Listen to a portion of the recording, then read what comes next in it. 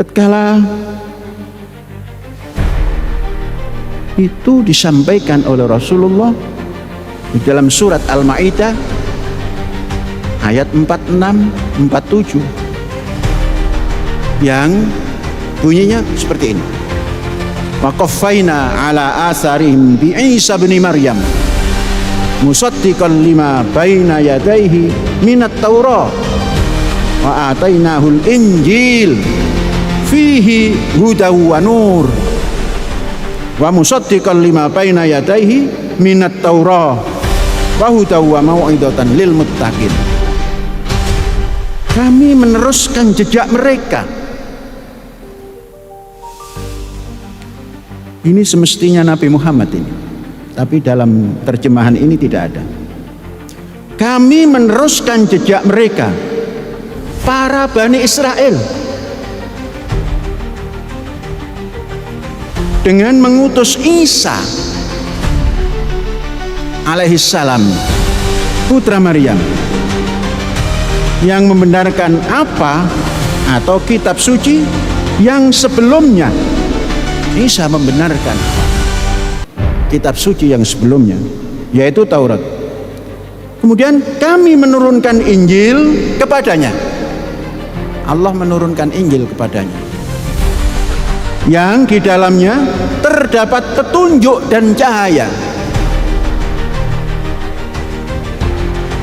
Di dalam Injil, ajaran Rasul Muhammad SAW menyatakan di dalamnya terdapat petunjuk dan cahaya.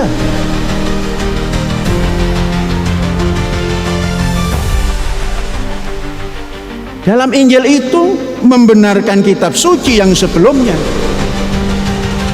yaitu Taurat, dan menjadi petunjuk serta pengajaran bagi orang-orang yang bertakwa. Kemudian setelah itu Rasulullah menyampaikan lagi pesan, wal yahkum ahlal Injil bima anzalallahu fihi wa man lam yahkum bima anzalallah fa ulaika humul fasikun. Hendaklah pengikut Injil memutuskan urusan menurut apa yang diturunkan Allah di dalamnya. Siapa yang tidak memutuskan sesuatu urusan menurut ketentuan yang diturunkan oleh Allah, maka mereka itulah orang-orang fasik.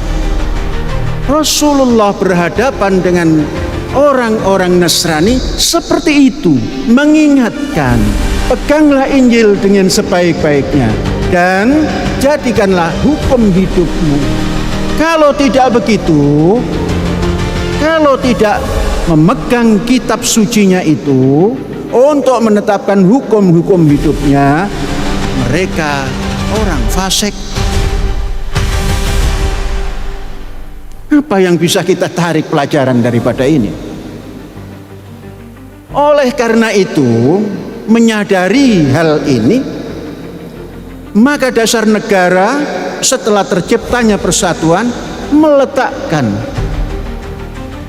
orang beragama, apapun agamanya, mereka adalah bangsa Indonesia, rakyat Indonesia, ra'iyah Indonesia. Maka diciptakan dasar supaya ini tidak bengkrek, tidak saling tafarruq fiddin. Maka diciptakan kerakyatan yang dipimpin oleh hikmah kebijaksanaan. Itulah tadi ajaran ilahi yang seperti itu. Itulah hikmah, itulah kebijaksanaan. Karena sudah tumbuh dari kemanusiaan yang adil dan beradab, karena sudah tumbuh dari persatuan yang didasari oleh iman pada Tuhan Yang Maha Esa, keluarlah kerakyatan yang dipimpin oleh hikmat kebijaksanaan, tentunya dalam permusyawaratan. Di sini letak mencari kebenaran, mencari titik jalan ke depan.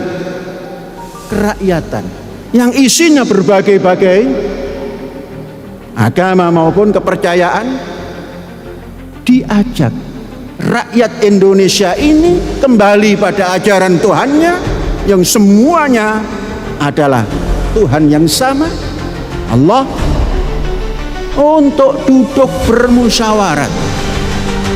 Dan yang bermusyawarat itu adalah rakyat terpilih yang memiliki hikmat kebijaksanaan, tentunya yang disinari oleh ajaran ilahi, bukan oleh kebencian dan paham-paham yang di luar ajarannya.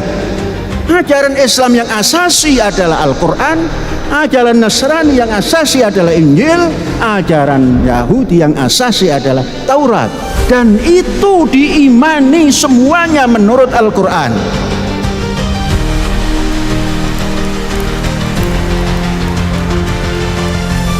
Saudara-saudara, maka tumbuh permusyawaratan tadi. Maka orang yang sudah seperti ini, yang memiliki hikmat kebijaksanaan, tidak akan mencaci, tidak akan menuduh, tidak akan menjelekkan apa yang dipegang oleh para penganut agama.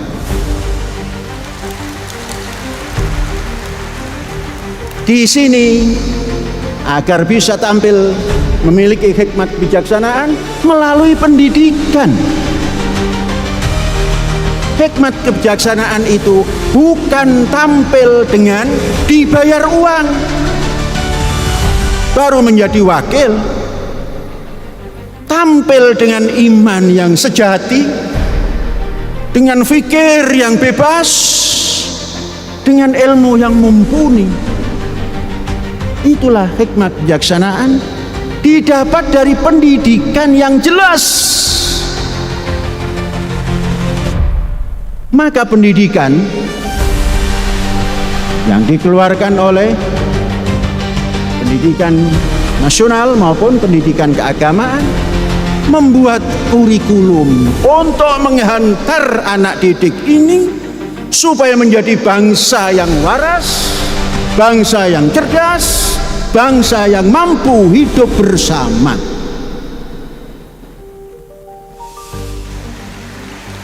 Saudara-saudara, maka kurikulum sangat mutlak. Maka tatkala ada usaha yang mau memasukkan kurikulum untuk semua, yang dasarnya satu kepercayaan atau satu keagamaan saja, maka itu harus kita hindari.